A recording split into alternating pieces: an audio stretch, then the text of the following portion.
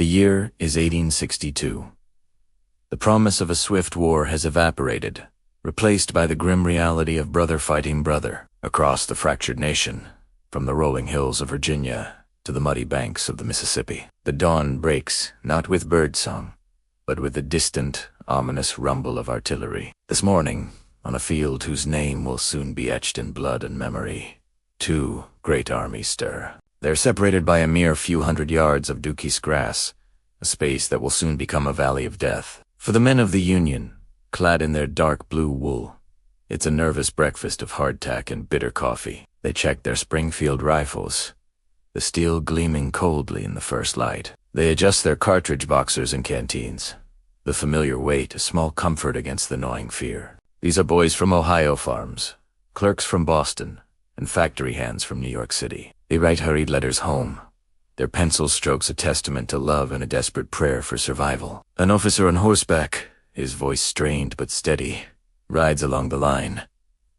Hold fast, men, for the Union and for the flag. Aim true. Across the field, a similar scene unfolds in shades of butternut and gray. The Confederates, a patchwork army of veterans and fresh-faced recruits, are a study in contrasts. Some wear the regulation gray, others the homespun cloth of their local communities. They clutch their British-made Enfields, their faces etched with a fierce determination. They fight for their homes, for their states, for a way of life they see slipping away. A grizzled sergeant with a thick drawl claps a young private on the shoulder. Keep your head down, son. Wait for the order, and make every shot count for Dixie.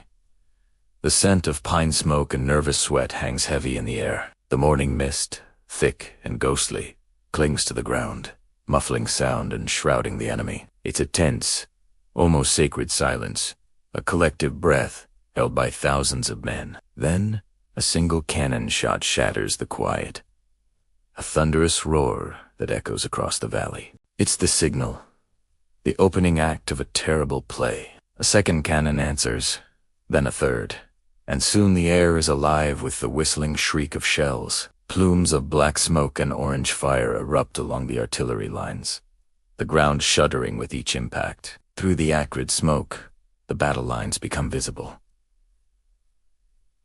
Officers shout orders that are barely heard over the din. Forward, men. By the left flank.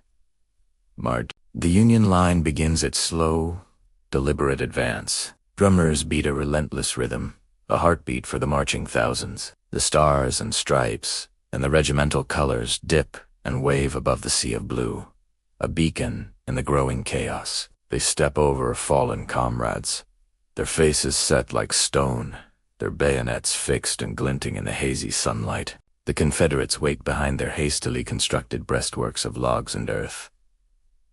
Steady, boys. Hold your fire, commands a major, his saber drawn. They watch the blue wave approach, an unstoppable tide of men. The air grows thick with tension, the seconds stretching into an eternity. Wait for it, no. Fire. A single, terrifying volley erupts from the Confederate line.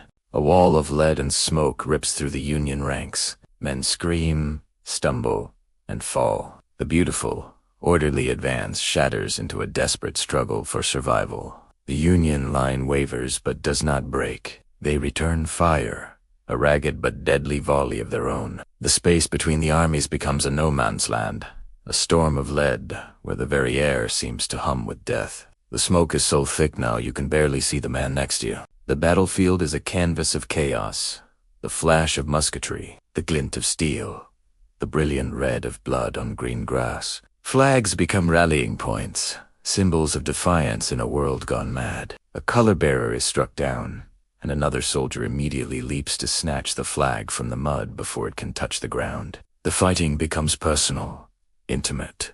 Regiments crash into one another, the structured lines dissolving into a swirling, brutal melee. The crack of rifles gives way to the savage clang of bayonets, and the heavy thud of musket butts.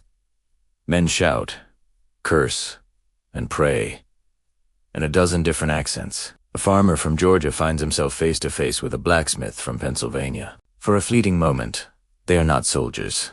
but just men. Their eyes wide with fear and fury before the fight for survival takes over.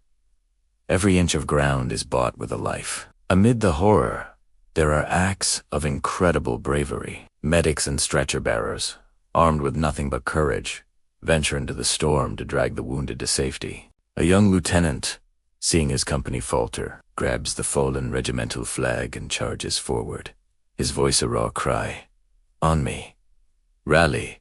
On me!" His men, inspired by his courage, surge forward with a renewed yell, pushing the enemy back. On the other side, an old sergeant stands his ground like an oak tree, calmly reloading and firing as the world explodes around him, a bedrock of calm for the younger soldiers. As the sun climbs higher in the sky, the intensity of the battle does not wane. The green field is now a torn and scarred landscape, littered with the grim refuse of war. The air is thick with the smell of gunpowder, sweat, and blood. The initial adrenaline has been burned away, replaced by a grim, bone-deep exhaustion. Yet, they fight on.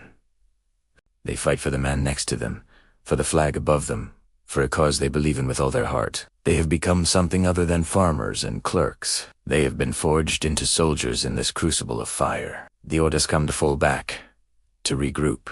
The lines slowly, grudgingly, pull apart. The firing sputters and fades, replaced by the haunting cries of the wounded scattered across the field. The men retreat to the positions they held at dawn, their ranks thinner, their faces blackened with powder, their eyes hollowed by the things they have seen and done. They look back at the field, now shrouded in a haze of smoke and sorrow. They have survived the morning, but the day is far from over, and the war will rage on. The sun, now high and indifferent, shines down on a landscape forever changed, and on men who will never be the same. Thank you for watching this glimpse into a pivotal moment in history. These were real people, with real fears and profound courage. If you found this portrayal moving, please consider liking this video and subscribing to our channel for more historical narratives. Your support helps us continue to tell these important stories. See you next time.